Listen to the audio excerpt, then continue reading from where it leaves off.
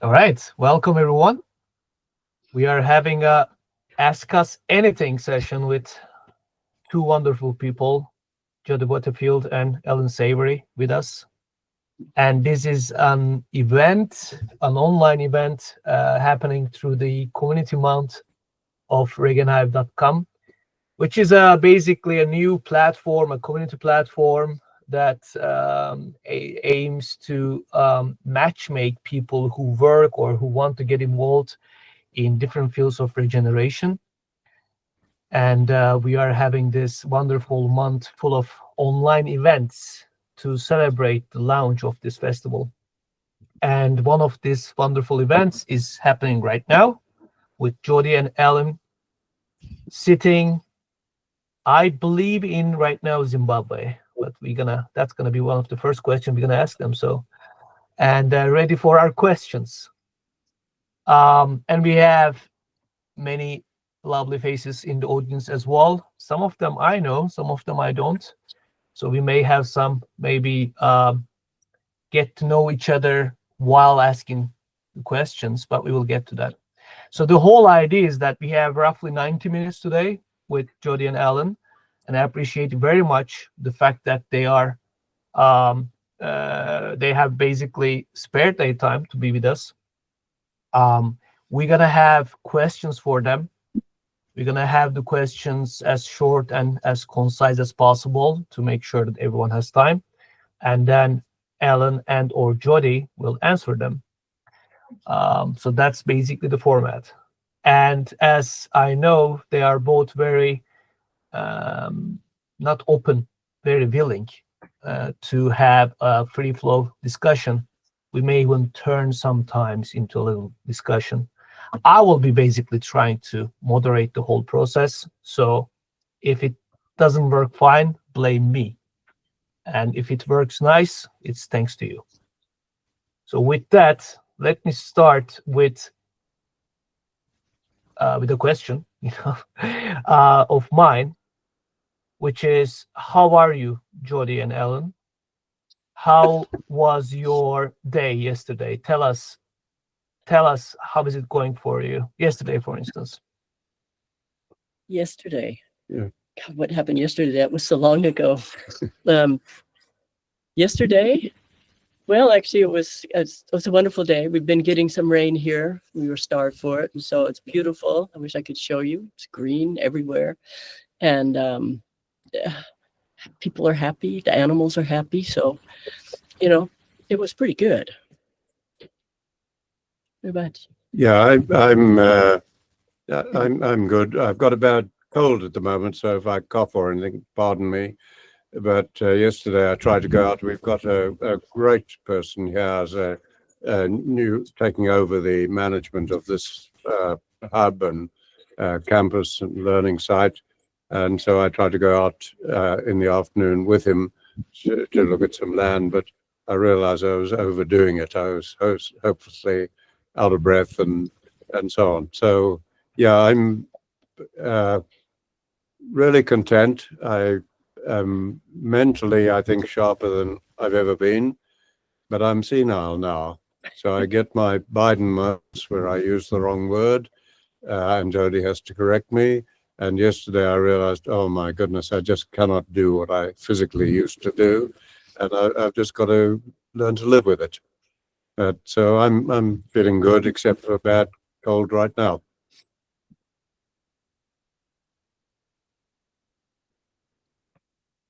Yeah, you look good to me for sure, Allan and Jody, both of you. So now with this opening question, I think we can go for your questions. And some of them are already in the platform. I will take them as we go, but is there someone in the audience who would like to start with a question? If so, please unmute yourself and ask your question. Now we have a discussion around that. Hi, Durukan. Hi, everybody. Welcome, Jody and Allan.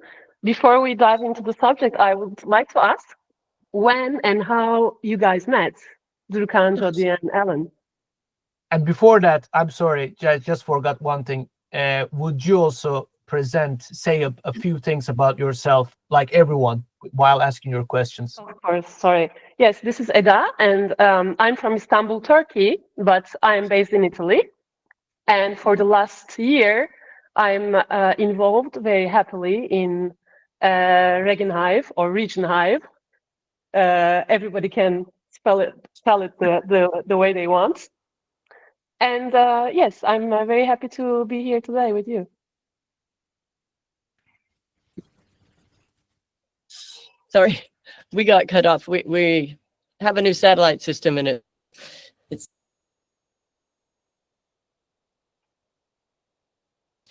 so do you want to tell him how we met? His version is quite different than mine.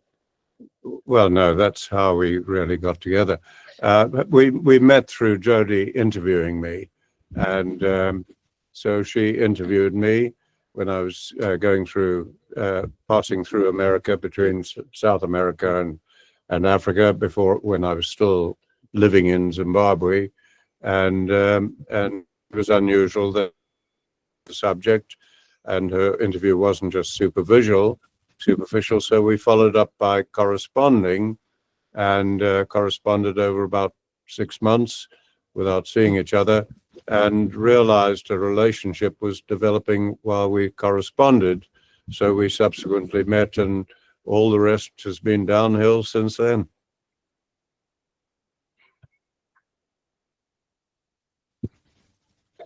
Now, do you want to hear your my version, Jody? Yep.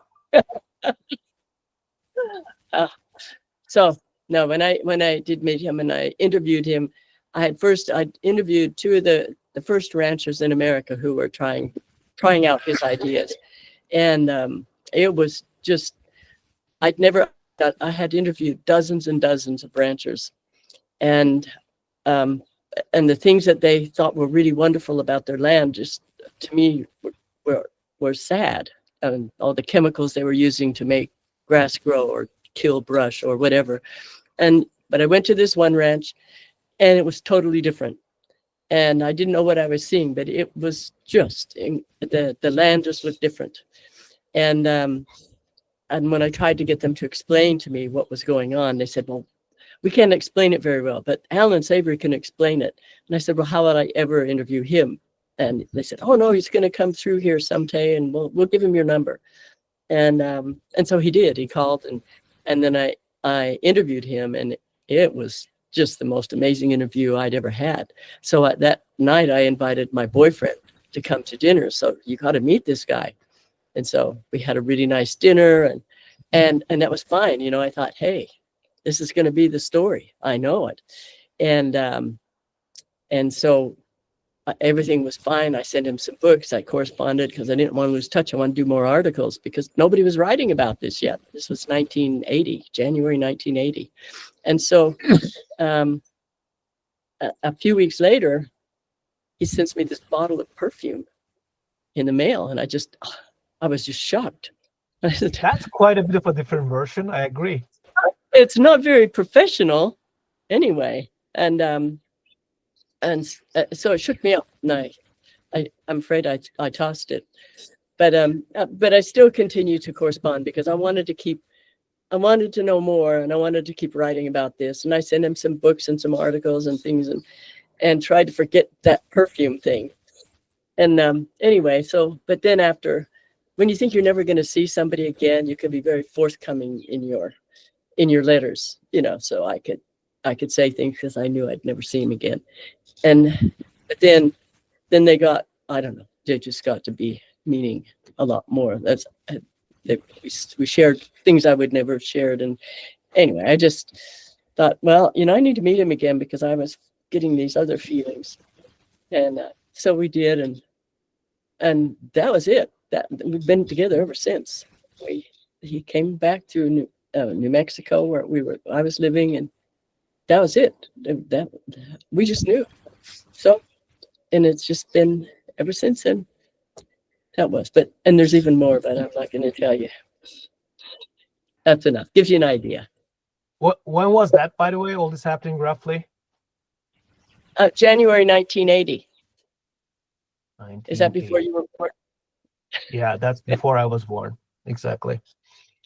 45 Yeah, years. it was writing. It was no email, no, I mean, didn't even phone. It cost a fortune to phone. So it was letters. And he would have to get on his bicycle and ride 2 miles to the post office to get a letter from me. And it was. Yeah, I was living in the Cayman Islands. Old days. Anyway. So. Oh, that's great. And Eda, correct me if I'm wrong, but there was a second part of your question. Is that right? Yes. Can you? When you came into the game and met this couple. Sorry, it broke up the first. Say it again. I was also asking when Durukan met you and how afterwards. Did we meet? Durukan can answer that one. Explain that. I'm just trying to remember. Well, did we meet? That's another story that may have multiple versions, but my version is the following. Me and Volkan, who is also in the audience right now, the two co-founders of Anatolian Grassland, I first went to Savory conference, the first one in 2012, I think, in Boulder. That's when we met these two wonderful people. But then the real meet, in my eyes at least, because I was there more like, wow, okay, like I was mostly listening, like I was trying to understand the whole thing as a person who have no land, no experience, no nothing, just wanna build a hub to help young people basically. And then me and Volkan invited Allan and Jody to Istanbul for IFOAM, which is International something about Organic Agriculture Movement. Had a big meeting in Istanbul that year. So we invited them as a side event speakers. And it was the very beginning of our hub. We were super nervous actually when inviting them. And they accepted and they came. And then they had a workshop with, I think, over 100 people about holistic management. And the reason why I'm telling this story is because like both me and Volkan were surprised and honored that they actually took the invitation and came in. And but right after the workshop, if I don't know if you guys remember, but they told us, you know what, we just came in with zero expectation, and had a very good meeting. So like, it was the moment I felt really meeting them, because they became very good friends that I was honored to have, rather than just two figures that that were, I would say, very distant and respectable, but distant still, something like that. I remember that day, me and Volkan went to the roof of the building and hugged each other and said we made it, because we felt like now the hub was really on. I remember that because Allan and I came up and we saw those two on the roof and they're dancing around like this. We said, wow, what is this? It was very charming. It was wonderful. How could you not fall in love with these guys when they give you such a wonderful time? So. Wow, okay. Anyone else who would like to go with another one?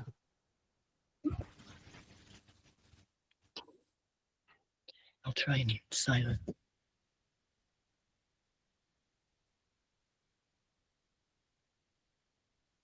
All right, so yes, Daphne and Gürsen, I guess.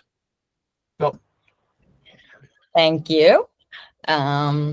So I'm Daphne. I'm an entrepreneur with a background in engineering and design. I really love to solve problems that have like an impact, and I love to solve them creatively. And it gives me sort of this learning and teaching opportunities. So I'm here in Regenaive as one of the entrepreneurs again, and I really learned a lot through this journey, especially starting with this holistic management, even if I'm not like really knowledgeable about it yet, but I will become soon.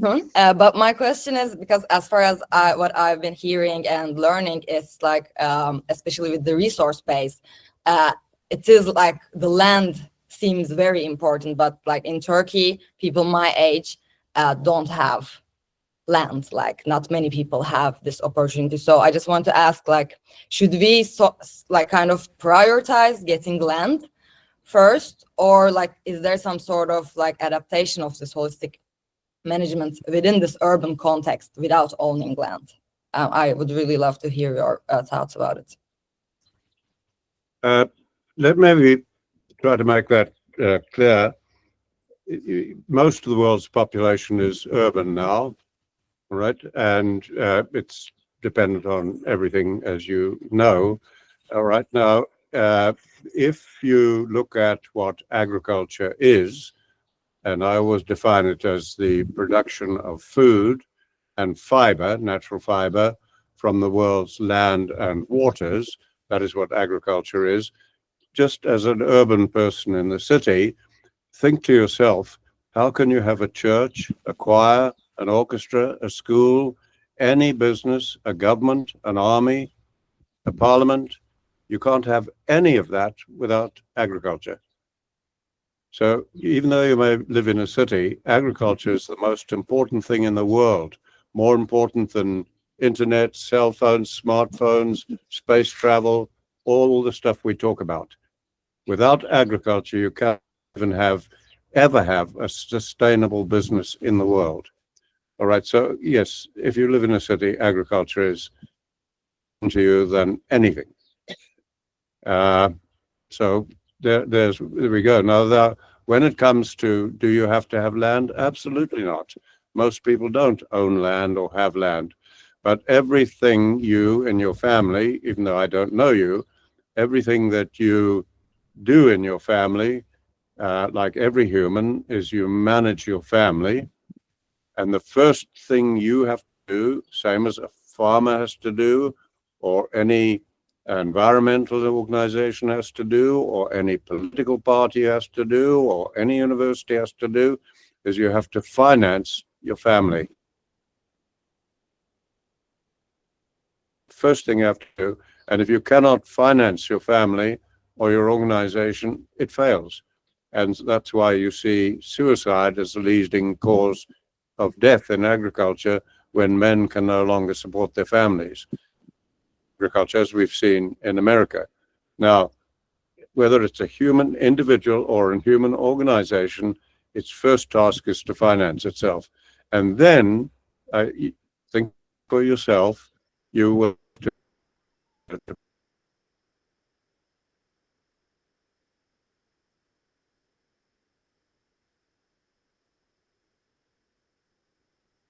We have a cutoff from their connection. Let's see. Only Will they come manage back? those three. Right. So you will never be able to manage land alone. People Allan, have tried. can you take back from what we manage? You manage only three things. You got a cutoff there. Yeah, humans, and I laid this out clearly in a recent, very short COP26 talk. Humans only manage ourselves, our families, and our organizations. That's one. And second is that we then have to finance them in the modern world. We're no longer in just a barter world. So you have to be economically viable. And then you will manage nature to produce something. Because everything humans produce comes from nature and returns to nature. Now, everything else in the world that you're dealing with, you'll find you are producing. You're producing music, you're producing milk, you're producing beef, you're producing cell phones, you're producing space exploration vehicles, bombs, cars, trains. We produce millions of things, but we only manage three things. Now, when you look at the three things you manage, for centuries, people tried to manage land. It's never worked. We've destroyed many civilizations. Land is unmanageable because it is so tied to your and the people that the culture of the people and the land are inseparable. And the only foundation of any economy that can sustain a city-based civilization is based on the photosynthetic process, food. So you absolutely cannot separate humans, economy, and land. They have to be managed simultaneously, and that is why we developed the ability to manage holistically. Whether you're in a city or on a farm really makes no difference. But how does she manage land? She doesn't. No, I know. To produce the things she's doing, whatever she's doing in her. Well, Jody's. Have I answered your question, or give me a supplement? Yeah. Actually, at that part of that, absolutely, the land part is not like necessary. But now I also understand that maybe there is like some other stuff other than owning land. But to the people that own land, maybe there is some other interactions that can be made. Even if I don't have the land, I can still contribute to the existing land while living in the city. So thank you very much. Yeah. So I will leave this to the others. Yeah. Yeah, so you in a city can be supportive of them. And then, as I explained at COP26, management is the biggest problem in the world, right? Our ability to manage this complexity. And then I explained that management, as far as I can see, occurs at two levels. And I called them the human level. That's you and us and our families, our communities, as many of you are doing. You're managing at that human level. A farmer managing the farm and the farmer's family and economy is managing at the human level. Now, all of us can only do the best we can, because in the bigger scheme of things, we are all operating in an economic environment in which global finance is driving environmental destruction. So the ship is sinking, and we can only do the best we can. Now, the other level of management is when you take management to scale, to large scale. And there it has to be through an institution, because all of us speaking today, majority of us can't even make a toothbrush. It's made by a corporation today. Everything at scale is done through an institution, a university, a government, an environmental organization, a cattleman's organization, a farmer's organization, you name it. All right. So when you get to management at scale is where we really need to pay attention. Now, every person in the city can learn that, because they now control the situation, because the political power has gone from the rural areas to the cities now. So the city people, we desperately need holistic management hubs in the cities, supporting our rural ones. Totally. Thanks, And if you look at the management at scale, if you keep peeling the onion, and I did in that very short talk, you will find that it all comes down to how all institutions, including governments, develop policies which lead to laws and regulations and management by the population. So thanks, Alan.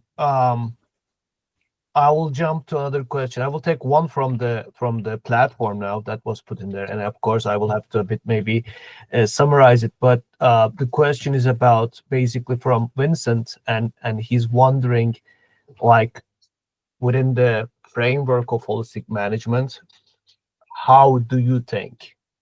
And maybe I can add my little part of that into that question. For instance, like, what was your process of thinking, like, while deciding to accept our invitation to this meeting? You know, like, how does your mind process basically work? That's the question. Well, I get the question. It's quite broad. You asked me how I think about an individual decision, and you also asked me how I think, and those are very different things. So let me start with how I think. I really appreciate that question, and it was Professor Bob Steger at San Angelo State University when I was living in Texas and operating from there in 1980, 81, Bob Steger visited my home, and he posed that question.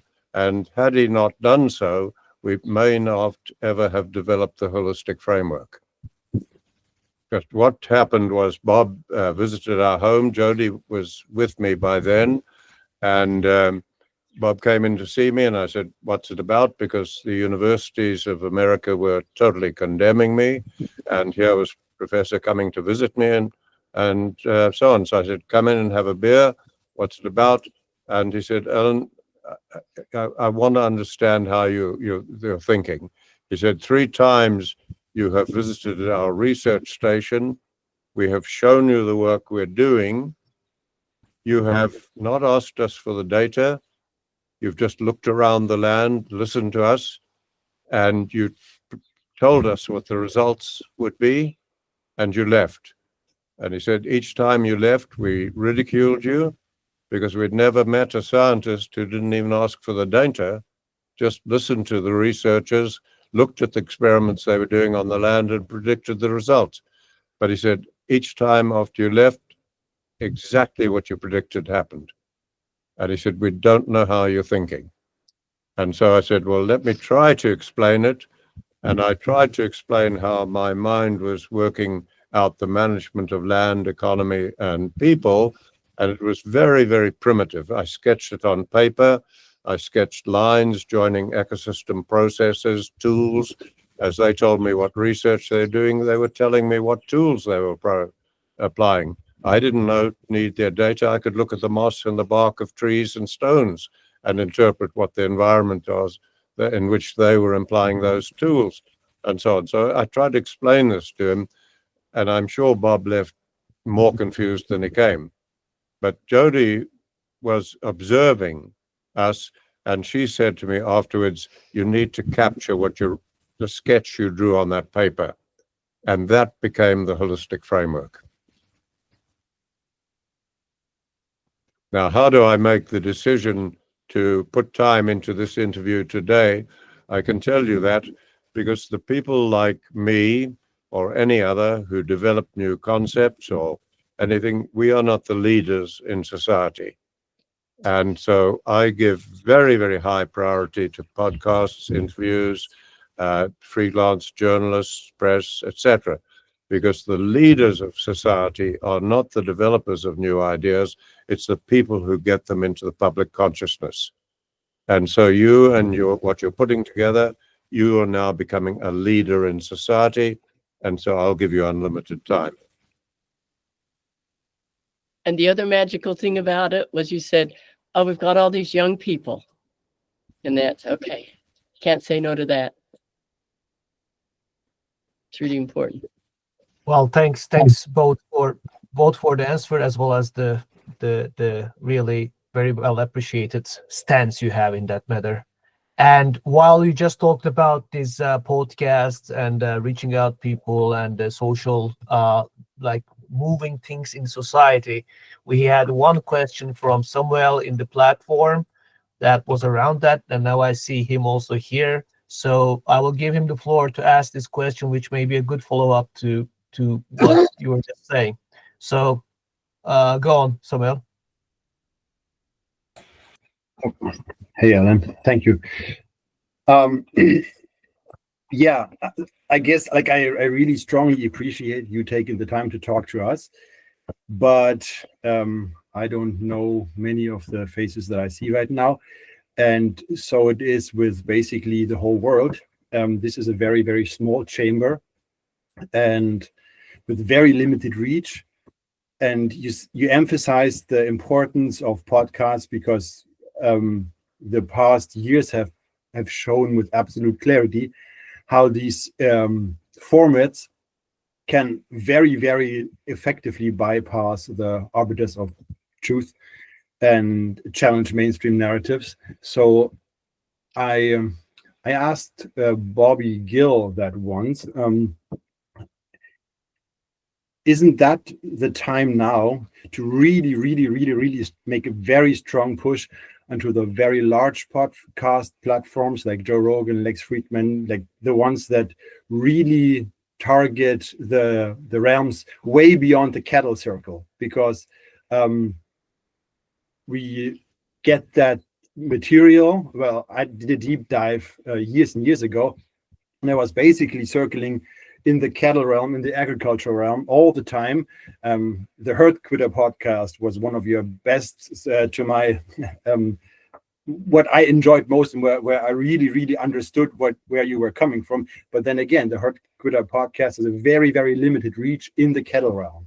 So I would basically suggest, it's not much of a question, I guess, to really leverage that enormous potential, because the proof of concept that podcasts can challenge mainstream narratives with billions of interest behind them is there. The proof of concept is there. Yeah, on that I agree with you entirely. And so there are organizations that got knowledge out. The MacArthur Foundation was one. Joe Rogan gets things out. There was the Santa Fe Institute dealing with complexity, etc. And they are there. Now, Joe Rogan, yes, he's enormously influential. And I know that he knows about me and us. I know that many individuals have suggested he interviews me, but you notice he doesn't. What he does is to interview people I've trained. So he interviewed Gabe Brown, etc., but he won't interview me. Now, I can do nothing about that. Why he's doing that, I do not know. But if I speak self-serving, but if a few thousand young people contacted Joe Rogan and said, why don't you ever interview the source of it? There's over 600 regenerative agricultural organizations in the world now that arose from Bob Rodale and myself. Now, Bob's dead, but you'll notice I am not interviewed. People I've trained is. And if you take things like MacArthur Foundation, this goes back way back. They would never even look at me. They looked at everybody who was anything in agriculture, whether it was Salatin or anything. They got them talk and so on. And one person attended a week of training with me, and he got a Genius Award. But they would never ever talk to me.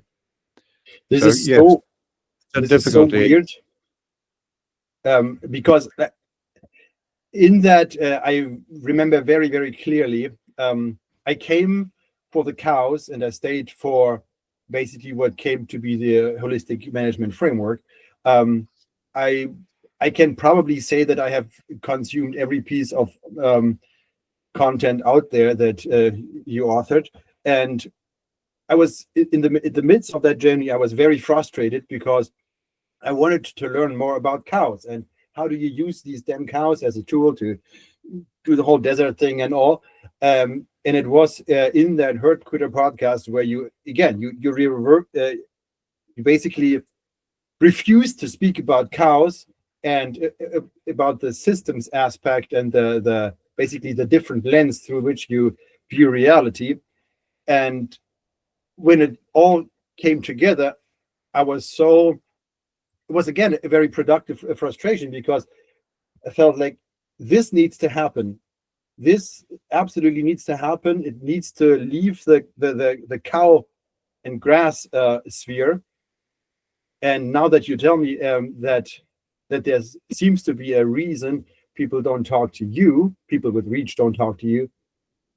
Dang, I didn't know that you have tried to be directly on Rogan, but man, that's frustrating. We got to get this connection made between the cows and the actual thing that's behind it. Yeah, these are what we're talking about now are very frustrating, but they are all understandable if you study history, if you heed science, and you study people like Eric Ashby and Saul, all of whom I have referred to many times, it's all been explained in history and good science. But most people don't read that, so it becomes very difficult unless you bring it out in podcasts and bit by bit what is going on. But it is absolutely normal human behavior of us, you and me, all of us humans, and particularly the moment we form an institution. Now, remember, everything at scale is run through an institution. Yeah, and institutions don't behave behave logically. Yeah, institutions are not human. They will be when we hang the first company for poisoning people, but we never will. Okay, and so that is a big part of the problem. So in our more sophisticated, advanced work that I'm dealing with in how you address the root cause of the problem at scale, which is the way in which you facilitate policy in any institution at that level, which we're not providing public training for yet because people aren't ready for it. We address that. How to, because you cannot manage at scale without our institutions. We need them. What the hell is SI? An institution. We cannot manage without them, but they're not human. Even SI is not a human. It's us in it who are responsible. And so how do you deal with developing policies in any of your countries when policy is going to be developed by a political party, which is an institution, and it's going to call together experts to advise, and they will all come from institutions, universities, farmers' organizations, whatever. Now, if you look at every family, like every institution, its first priority is to finance itself, to grow. If you look at a political party, university, or anything, it's just the same. And if you look at a political party, it's got to finance itself, it's got to grow, and it also has to stay in power. If it's not in power, it's non-effective. So now you're getting your policies in agriculture developed by an organization in which its fourth concern is the citizen interests. Yeah. It's not never going to work. And that's why we are developing the technique, refined technique of how do you facilitate the process where humans in institutions behave humanely as humans. Because even our religious organizations have taken us to war for hundreds of years. This is a very deep Thank and you. nice topic. That thank you, Samuel, by the way, for the question and discussion. And this is we have a few more questions around these topics that I already know, and I personally have a question around that as well. And I'm trying to have the questions a bit like diverse from left and right and up and down. So now I will turn to Camilla for her question. Go on, Camilla. Hello, nice to meet you. Thank you so much for being here. I have a question because I come from. And tell us a few words about yourself while. I studied food and agriculture in Italy, and I come from a family background with a rather big family estate. But I'm a girl, so I'm not in charge, and will never be. But through that, I have a very deep connection to land and nature within myself. But as being born, I knew I would never have this land.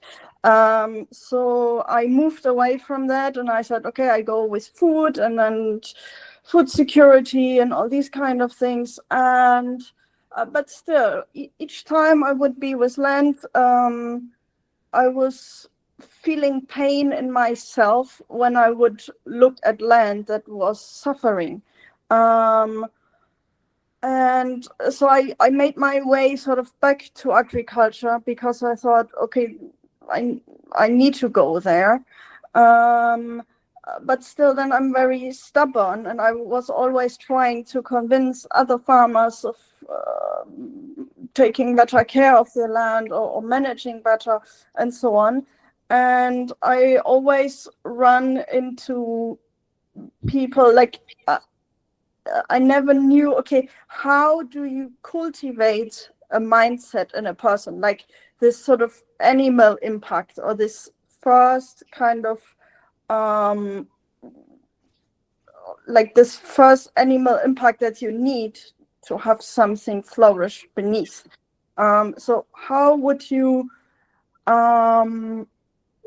what is the animal impact for the human soul, that it can start developing and healing and going into this? So I think that really relates to the topics before, but I think of course everything also runs through institutions, and they are made out of humans. And how do we cultivate those humans, or how do we facilitate this? What do we have to bring back into the human mind to become and to grow? Okay, let me try to answer that. First, is I do not know. I'm just giving you my view. It's not the answer. I think it begins with caring. I've been interviewed many times and asked, how have I survived 70 years of persecution, abuse, endless stuff that I don't want to go into, and I have never deviated, and it helped us find a way to solve these problems. And I had not much time to think of it, and I said the word caring. If you care enough about your family, if you care enough about your culture, if you care enough about your country, if you care enough about nature, you will do whatever you have to do, including giving up your life. If you don't care enough, you're pretending. And so when I heard you and the pain you felt were happening to land, in the memoir that I am, with Jody's help, going to publish in the next few months, I actually describe an incident where you say you're a girl, blah, blah, blah. Well, I was a man. And in my day, men didn't cry. And I describe an incident where I was on the banks of a river on my own, and I just burst out crying and sobbing because the river was coming down in muddy water, dead animals, floating trees, and I just cried. And I thought, what the hell am I doing? This is my country. This is my family. This is everything. And I'm in the army fighting a war, and I'm prepared to give my life for politicians I don't believe in, policies I'm opposing, everything that I don't believe in. Am I not prepared to give my life to solve this problem? And that day I swore blind that I was prepared to die rather than give up or bow down in any way, but we would solve this problem. So I don't know how you get people to care enough. I don't know that. Now, I think Durkan and others amongst you care enough, and you are getting involved. And Jürgen there has done amazing things to me because he cares enough. Okay, so I think you can begin to answer that perhaps more than I. I can only say what drove me. And it was just a love of land and nature and wildlife and my country, my people.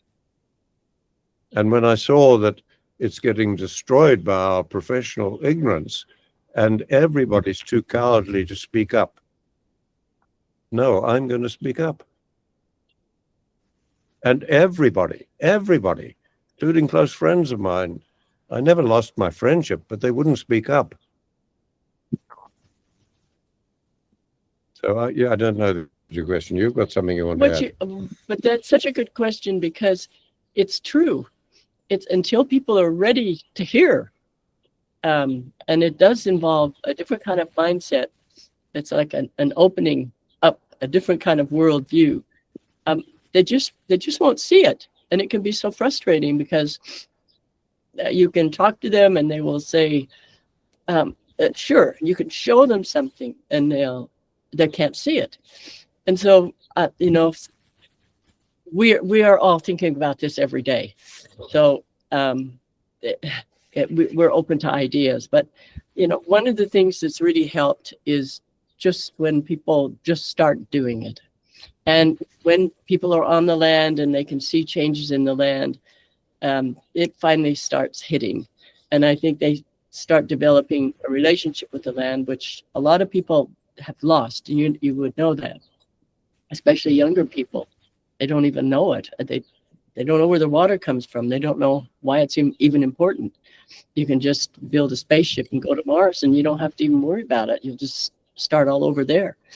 And because of this disconnection, and that's why, it was our hope that even with the hubs, we can start making that connection between urban and rural people, to start opening things up so they can see there's a bigger thing out there. Anyway, that's it. Wish we knew the answer. But like right before this session, me and Jody and Allan were talking about the idea of like not only us asking them the questions, but them also asking us best question, and that's what they just did. So if you would enjoy doing that, Jürgen, now as you have been mentioned and kind of addressed with a question in a way, would you also share what you think about this topic or question? Well, I think I would do that with a little story from when you and I, Durkan, privileged to be invited to that first boot camp for hubs back in 2013 in Colorado. But it was like the first time of this hub strategy that Allan and Jody had come up with, and as I've seen. Back then we were having those conversations about, okay, we want to start a world movement. This is already a world movement, but we would really like it to grow and to thrive. And to me, when it comes to this topic of what I like to call the carrying capacity, the carrying capacity, the capacity to care, and where that comes from, and how that seems to me that is the primary source of any movement, and what you who are now listening to and meeting with Allan and Jody, you are meeting with people who are what is the English word for that? You can simply feel that they do care, and when you meet such people, well, that's when something happens, and that is how such a movement is built. So just try to be such people, and wherever you are. So that'll be my comment. I love that. Yeah. Well, thanks Jürgen. So we have, let's see, Lucia was waiting for a question. Let's hear that. Hello. And tell us Hello, about nice to- yourself also, Lucia, please. Hello. Yes. So I got on this platform thanks to Eda. Thank you, Eda, again. Allan and Jody, I've been following you since a while, since a TED Talk I found a long time ago, and said, oh, this looks very interesting.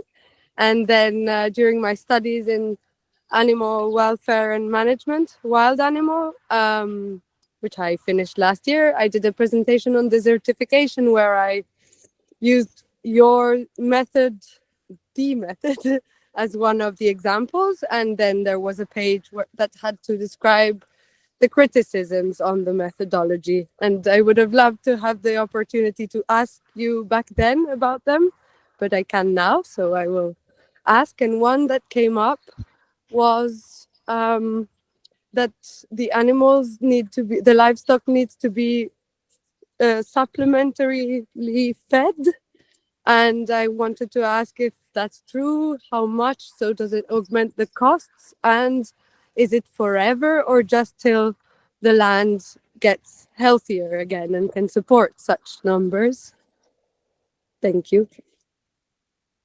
Okay, let me answer it. That came up from the TED Talk because I showed results from taking bare ground essentially and few shrubs and so on to grassland.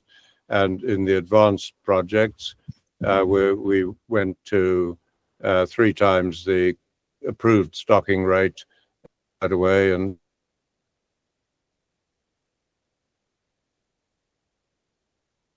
many times. No, you don't have to supplement. Can you take again after 3 times stocking rate? Okay, no, the basic answer to that is in my experience, if you're managing holistically, all right, if you're doing any of the dozens of plagiarizations or derivatives of my work, yes, you will have to supplement animals. If you are actually managing holistically, using the holistic planned grazing process, we have never, ever had to feed animals except in one instance. And that is where we're doing mine reclamation. And the soil is coming up from far underground. So it has no seed in it. And in those cases, what we used was a high impact of animals. After all technology and everything else had failed, we showed people how to use a high impact of animals, but because there's no seed source in the soil, we supplemented them with the cheapest, nastiest hay we could buy. We wanted the hay that farmers wouldn't buy because it's so full of seeds and weeds and herbs and everything. And we used that, and the results have been shown. They have been phenomenal, etc. Now, in every other case, no matter where you are, no, you do not. If you understand and use the holistic plant grazing process, you do not need to feed the animals. And an example of that, I was with a group of professional range science people in Nevada once, and they said this couldn't possibly work here because there is no seed in the soil. And the professor who was saying that, I said to him right then, I said, please, at random, take a series of 1 square meter of soil anywhere in Nevada in your barest ground, put it in, take it to your left, and just water it and let the sun shine on it. And if no plants come up, send me the evidence and I'll give you $1,000. I've never heard from him again. I don't believe you can find soil in the world that is not full of seed. Thank you And very Alan, much. thank you for the question, Lucia. And just to clarify, I mean, you already said that, but to make sure that everyone got it, you are not saying that holistic management grazing planning procedure bans or disallows feeding, but you are saying that it is not obligatory, except that mine reclamation case. Okay. Anyway, did you Okay, hear we're it? coming Or- back. Okay. Yeah. I We was didn't just hear saying, just to repeat, you are not saying that holistic management grazing planning procedure disallows or bans supplementing feeding. You're just saying that there was only one instance where it was obligatory path that you had to take. That was the mine reclamation, right? Yeah, where soil has no seed because it's coming up from a mile underground or whatever. Yeah. Okay, cool. Let's see. We have Vincent on the line now. Go ahead, Vincent. Well, hello, Vincent Perret from France, and I have a question about planning, because from your work, I look for planning in other professions. I met some in negotiation or conflict resolution, and I tried to make a planning with bag grazing one time, and we made brainstorming, but not brainstorming about ideas, but about questions. And I had, at the end of the brainstorming, plenty of questions, and it was very difficult for me to order them. So I would like to know from you, as you plan the grazing, the financial, and the land, have you got some advice to give me or tips about planning, about how to make a planning? Well, what you're describing is the first step in holistic financial planning. I think that's what you're describing. So holistic financial planning is different from budgeting, it's very different.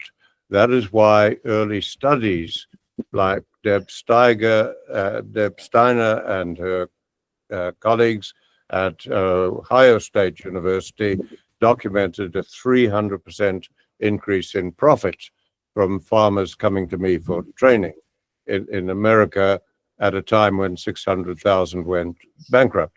So when the first step in that planning, and you don't do that every year, but is brainstorming, because you cannot chop and change enterprises without losing money, but you must periodically and constantly be challenging enterprises. So you do a brainstorming. Now, we describe in the textbook and the handbook how to do that. Now, when you brainstorm, you come up with maybe 100 ideas. Right now you then use the holistic framework. You've got your holistic context, all right, that is guiding your management. And now using the framework, you go to the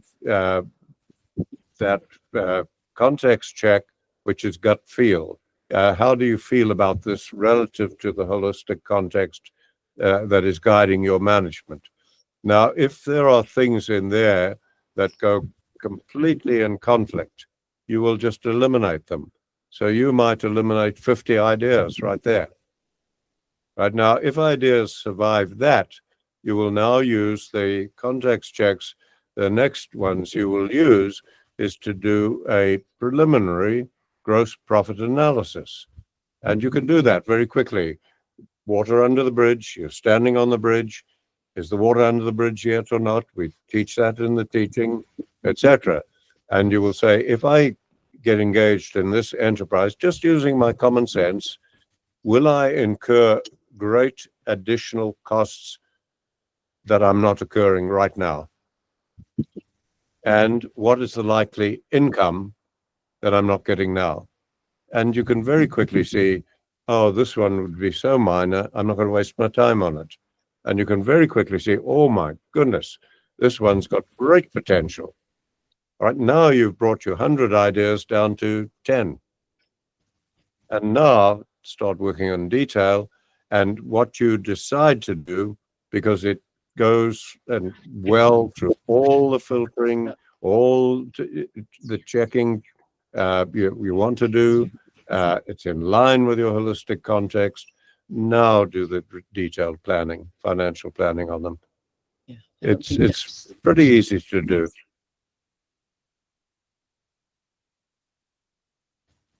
Was that his question? Yeah, I think it was. Yes. Okay. Yes, thanks. Vincent, do you have anything to add, or I don't see you are. Seems like you don't. Okay. All right. So then we have another question from Hans, who had to leave, but he put his questions before he had to leave. So that's about, I'm basically going to read it.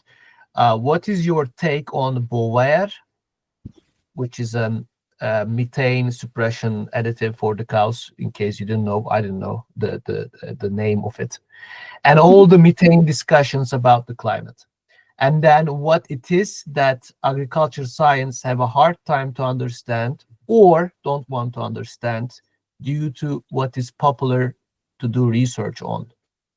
So methane discussion and those additives to the cows and the climate is the first part of the question, if you want to start there, and then also the agriculture science and how it works, basically, the way I get it. All right. On the first, I made that point in the Oxford debate with Monbiot, where I knew what his arguments would be, that he would be putting the same argument the whole world is, that climate change is being caused by livestock and fossil fuels, and the livestock are, of course, emitting vast amounts of methane and the carbon argument and everything. So if you listen to that debate at Oxford, you will hear me saying, before he even debated, let me assume you are correct. And so I said, let's theoretically, because it's not real, but let's assume that cattle cause biodiversity loss, desertification. Let's assume they put out 20 times the methane they do. I said, let's assume the world's soils can absorb no carbon at all. Let's assume that. Let's assume that every human becomes vegan and we leave all animals to die humanely through predation, accident, disease in nature. Let's take those assumptions as true. And I said, now, what are the world scientists and the world leaders going to do about desertification, fueling megafires, and climate change? Because it is impossible to deal with that problem, and no scientist has ever yet indicated where I'm wrong. It's impossible to deal with that problem using fire and technology. And my answer would still be the same. We are so many good minds, so many institutions. We are wasting billions of dollars discussing, arguing about carbon, methane, while the ship is sinking. Thanks, Alan. And I don't have a monopoly on being right.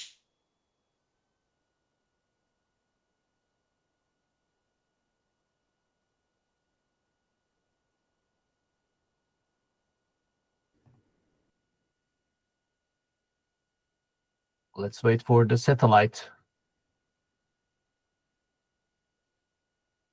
You lost Time your is network. taking. Okay. Now we're back. You don't have the monopoly to be right, Alan. Sorry? And then you don't have the monopoly to be right, and then we lost you. Okay, let me repeat that, but please hear me carefully. I do not have any monopoly on being right. I'm willing to drop everything I've ever believed in. If some Nobel laureate, some scientist in the world will just come forward and tell me that logic and science is wrong. And nobody has in over half a century. So I believe that is correct. And now getting to the second part of the question about agriculture and science, it's, again, we're wasting an awful lot of time and in what's going on. And it came to the head for me here a little while ago. I had about 10 people. Some had I think one or two had PhDs, some had master's degrees, etc. Good people. And I just asked 3 questions. I said, what is the scientific method? And they all answered it immediately. You develop a hypothesis, you use experimental protocols, you prove or disprove it. They knew that. I said, what is the peer-reviewed process? They knew it. They could answer it instantly. And then I asked them, what is science? Nobody could answer. I think if I asked that of professors in almost all the world's universities, I'd get the same response. We're losing sight of what science is. We're getting so obsessed with the scientific method, which is just a way of checking knowledge. And we're getting so obsessed with the peer review process, which is actually retarding science. But the world is obsessed with these. So what is science? What do you think science is? Let's park this question because I want to have this period where you actually ask us questions, even though we may not have time to answer, but at least like the questions that you want us to live with. And let's take that question as one of them. Now we have another question. I'm trying to make the timing right with all the questions. And this question, Jody, you may wanna, or you may be better off answering because of also for the ones who don't know, like I think you are in a very special place, being like not only compiling from early days on Allan's thoughts and thinking process as just he explained to us, but as well as this I mean, you are spending half of the year in Zimbabwe and half of the year in States. Is that the case still, by the way? And you are also working with communal grazing curriculums and many hubs around the world. So this question comes to you, which is from Gürsen, and he's basically asking you, in this world as it is, how can the regenerative or holistically managed business, let's put it that way, holistically managed business can stand out in this aggressively exploitative or aggressively marketing world of business?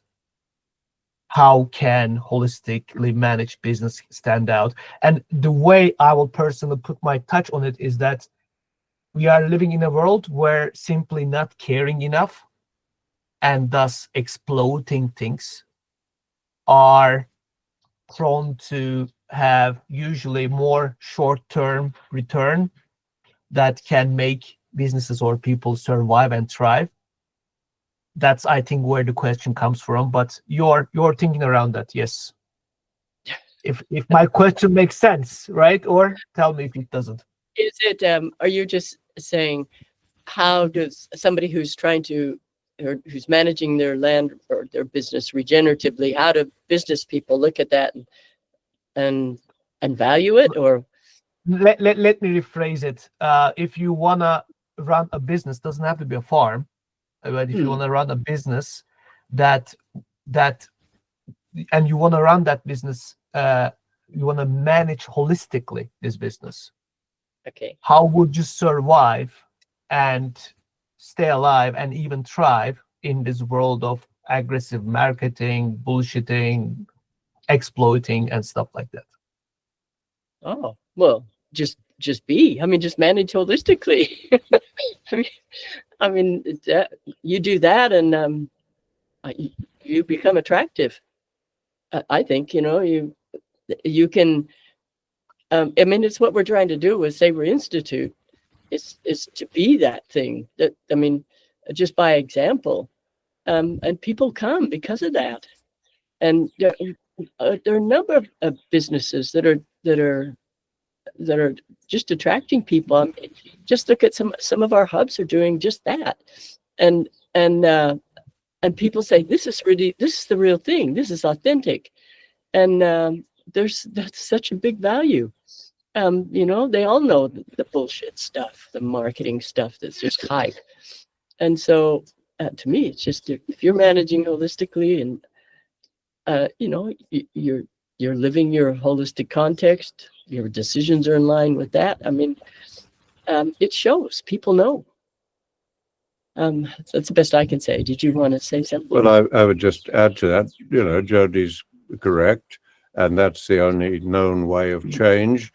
And if enough people do that, all right, when you're promoting truly new thinking, as we are, to truly new discoveries in management, then 100 to 200 years from now, institutions will change, and you might address the cause of the problem at the scale of our governments. And so that's what we're all doing. It's what I said, we're managing at the human scale, and we can only do the best we can. But any business, any farm, whatever, operating within that, remember, always look at the bigger picture, is operating under a global financial structure that is driving it into the ground, driving environmental destruction. So we need to, all of us, expand our thinking beyond our management of our communities and what we're doing, because we're doing the best we can. And that's what I said. At the human level, all of us can only do the best we can, but the ship is sinking until you address with it at scale. So that's where I hope more and more people will begin to discuss that and talk about it. Thanks. And we have one more question that I see before I give the floor for you guys, and that is around, it has two parts. One is the science, the higher education for agriculture, how do you call that? Agriculture engineers, as we call it, students versus biology students. So like how that education system creates and serve the industry in a way, the current, companies and chemical companies and stuff. And on top of that, how do you see to change, or how can we influence or change those education systems, which still today 99% of the young professionals go through? Your thoughts around that topic? Yeah, let me try. You're now beginning to talk about how do we change things at scale. Let me make a couple of points. If you look at political chaos in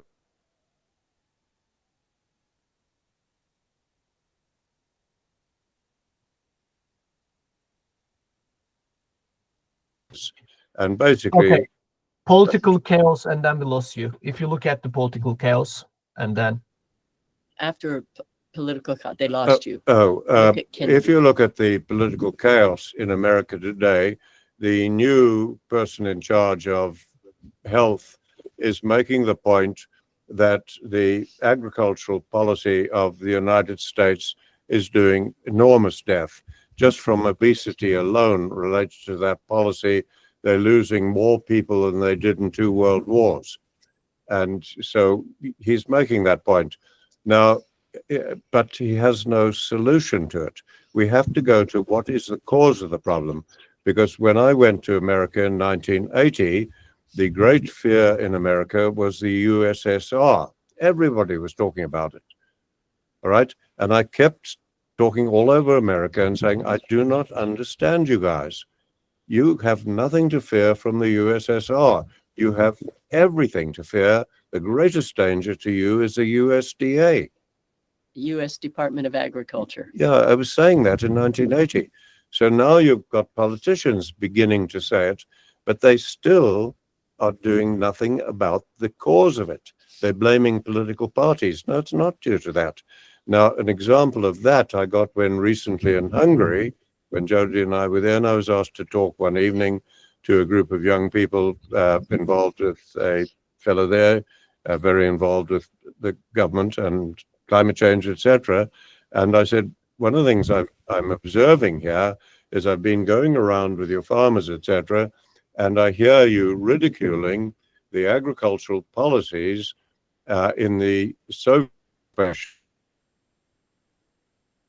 These were coming from Communist Party and their bureaucrats in Moscow. And you were all ridiculing these because of the damage they were doing to your economy, your families, your nation. Now I said, I'm going around with you and I'm hearing you and observing and talking with you about the agricultural policies in Hungary now that are damaging your economy, damaging your families, endangering your nation. Now these are all coming from democratic governments and their bureaucracy in Brussels.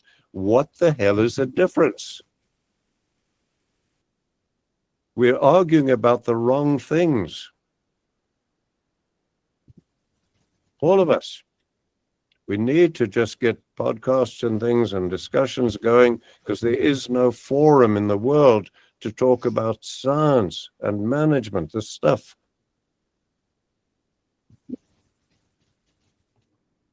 Thanks, Alan. Yes, let's hear a few, maybe one last actually. Go ahead, Defne. Hello, my name is Gürsan. I'm an entrepreneur with a forestry engineering background. And I would like to ask you about related to this one. Since we developed the Regenite platform and actually we want to serve this community in a good way and make the word spread around the world. Do you have any tips and advices to us? What can we do good and maybe better if you not. I don't know if you have checked anything about platform, but what should we do? What would you advise to us to make it even more real? I don't fully understand See, the organization. the platform they're talking about. This is what we're using, and they're launching it right now with this. And we haven't looked at what's happening with the platform, but it's like Regen Hive. The whole idea is to bring people together interested in regenerative organizations, everything. Yeah. Yeah. Serve them in a Yeah.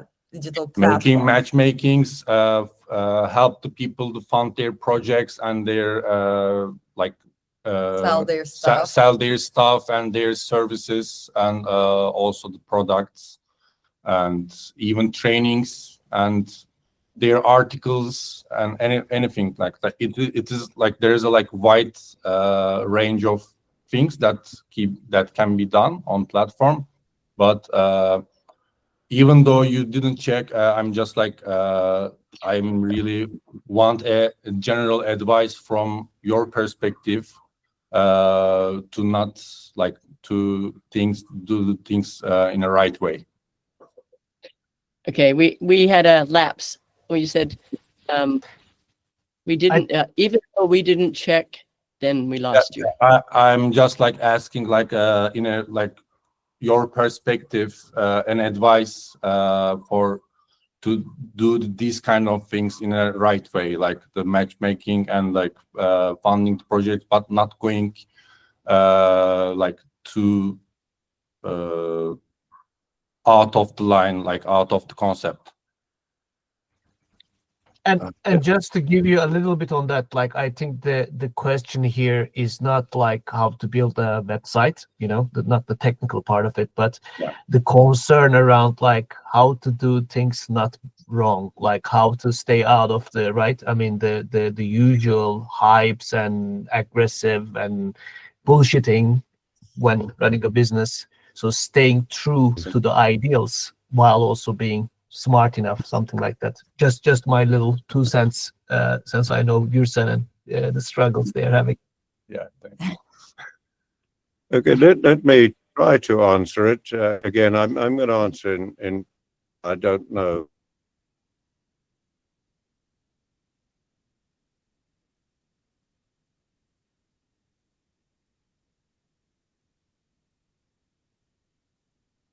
Whatever. Okay, we lost you. We lost you. Can you take over? Let me try to answer what you said. Again. Good. Let me see if I can answer that in principle. I don't have all the detail, and we're having the difficulties we are. But what I'm understanding is we've got a lot of very good people around the world, and they're in regenerative agriculture, forestry, Business. whatever. And how can we do the right thing? I think if you listen to my COP talk, 12 minutes, you'll get that. What I tried to say there is, look, at this conference, we got the importance of agriculture. And I said, at this conference, we're going to have people on one side who are arguing for the production of food in all its forms to be done by farmers, based on the biological sciences, of which the main one is ecology. All right. So you're going to have a group of people promoting that at this conference. And I was invited to talk about that. And I said, I'm not going to. I'm just going to talk about the cause of the problem. And I said, you're going to have other people at this conference, and they are promoting the production of food, on which, as I said, everything is dependent. And they're promoting the production through corporations, institutions based on chemistry and technology. And I said, the group on this side, which I'm part of, and you're all part of, we represent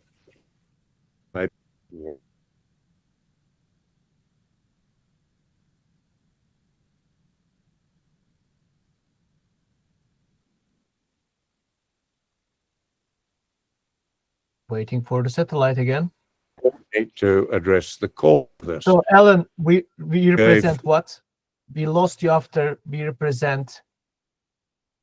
On this Oh. side of the room, we represent.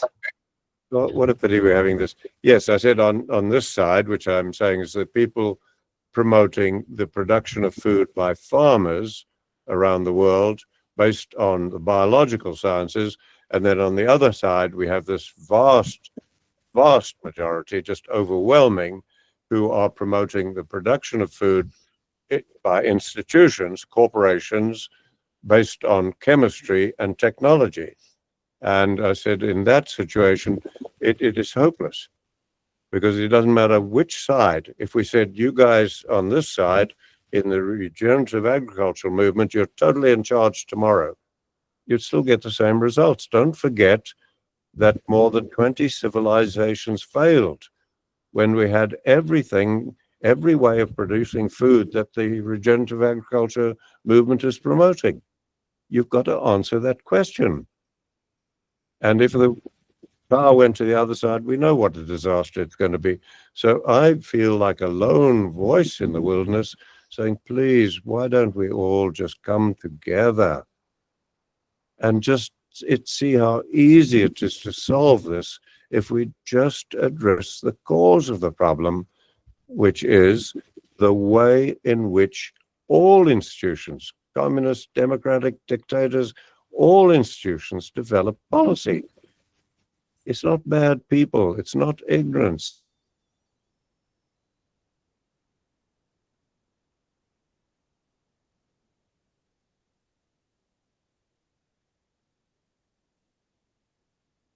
Waiting for the satellite. Their organization. Yeah. Did Yeah, that we get cut lost off? the last 15 seconds maybe, but they're all people. They are not maybe bad, but the institutions are the problem, I think you said, or? No, the institutions are not the problem, because we have to have them. What is the problem is the way in which institutions develop policy. That is the problem. And that I have demonstrated over and over again. We learned in 1983, but nobody in the world except SI is talking about that, and we are not talking about it enough, in my view. Yeah.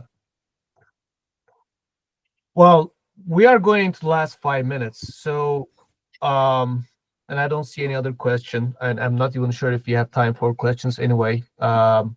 Okay, there's one from Camilla, but let's see. First of all, I want to just, yeah, okay, go ahead. I just have a small point to add, because I'm also Swiss, and in Switzerland we have a very direct democracy, so every Swiss person can change our constitution. And I've looked at this whole country for a long time, because I've traveled abroad, and I was back in Switzerland as well. And so I got very sick of all the world, because in our system everything works slightly different from all over the world. And I think that is always a good example, because we can have a very big power from our people. And the second thing that I also observed in nature in Switzerland is that even the mountains that we have, even the grazing works like this, that the people go with the seasons up the hill, and they don't overgraze also. So it's all sort of very natural, and within history that this place developed. I mean, that's just a very small bubble that also cannot exist all alone. But if we say there is not such thing anywhere in the world, I think Switzerland is very close to being quite good at it from the political and policy way it is run. I just wanted to add that. Yeah, I appreciate that, and I've had the joy of visiting Switzerland and being at Co when I was trying to end the war in Zimbabwe, or Rhodesia as we were, and I was also observing, and I observed a tremendous lot of overgrazing. And had Switzerland been in North Africa, you would have been exporting immigrants because of desertification. The Swiss policy is, and the way it's developed, is no different.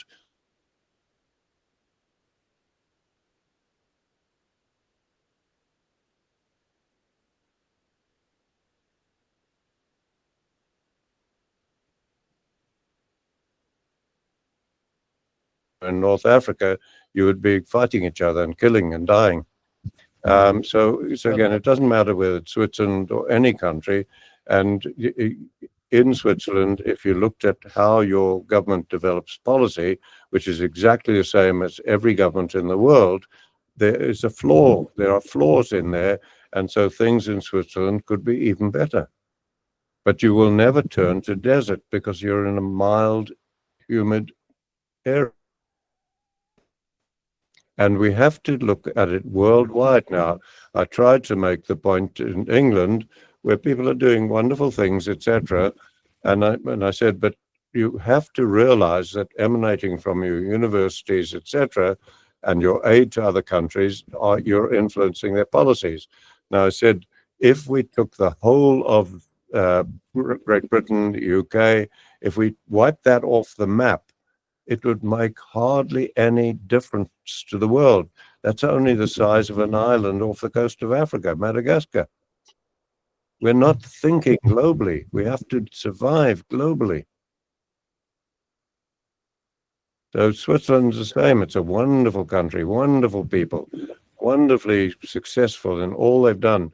But look at Swiss policy, Swiss banking, Swiss influence in Africa, etc., and you begin to see a different picture. I guess I'm not the only one who have even more questions now to ask, like after this 1.5 hours with you. It's always wonderful and eyes-opening or mind-opening.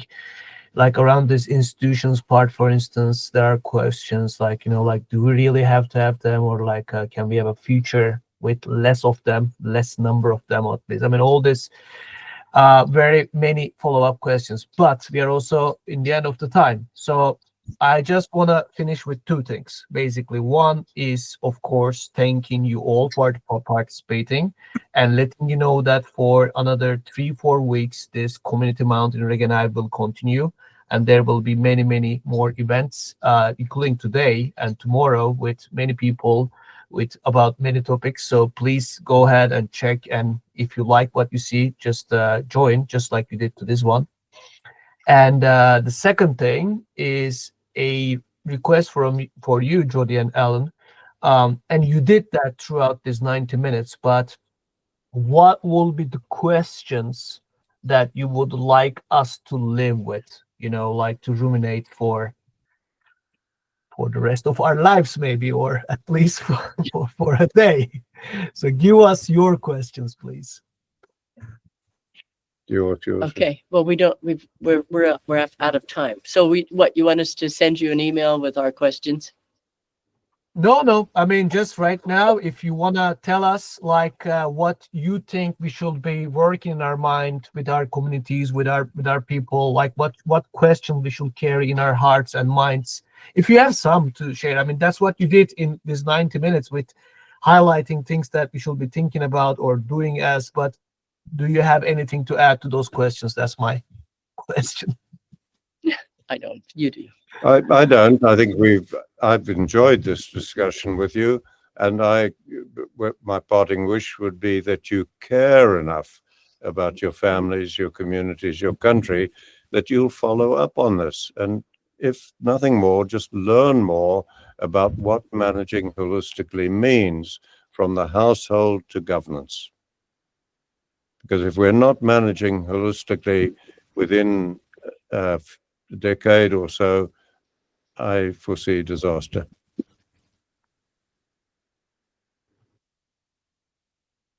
Any last word from you, Jody, before we leave? No, that's good. I have really enjoyed it. Thank you for such great questions and being so thoughtful and caring yourselves. And thank you for caring enough to do this with us. Oh, I think it seems like we are all very, very thankful for this 90 minutes, for your time, for everyone's time.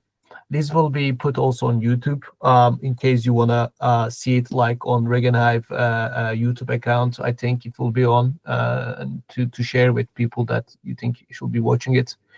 And with that, I wanna finish with a personal note. When I met you guys, you two, what I was impressed with, and to this day I still am, is not necessarily your thoughts. I don't look at you and see, oh, these people are, the first thing that comes to my mind is not like being a genius or being, like this Albert Einstein style who came up with something so like different that nobody could ever think of. What I see is a very down-to-earth commitment and perseverance that also allowed you, it seemingly, to dig deeper and deeper. That's what I see. And to me, that's the highest level of value one person may bring into this life. So much, much better than, genius or whatever those things are. And I really want to, in front of everyone, once again, thank you both, because you have been a huge inspiration in my life personally. Like every time I'm like, what the hell I'm doing? Like, this is impossible and everything. Your faces somehow come to my mind and it becomes easier. And I'm not even sure if they heard it because their internet is frozen again, but still. Yeah, I don't know if you guys have heard it, but I was just saying how grateful I am for the model that you are with your perseverance and commitment, which comes from that caring, seemingly. So thank you for that, both of you. Really know that you are touching people and lives. Right. And I'm also doing this because I know that they are very uncomfortable with hearing this kind of stuff. So I'm like also. Yeah, it was really meaningful to have you here. Thank you so much for sharing this. Well, thank you. Inspiring. Thank you so Thank much. you very much. Thank you, Allan and Jody. Take care, Have a great day there. Thank you. Have a good day. everyone.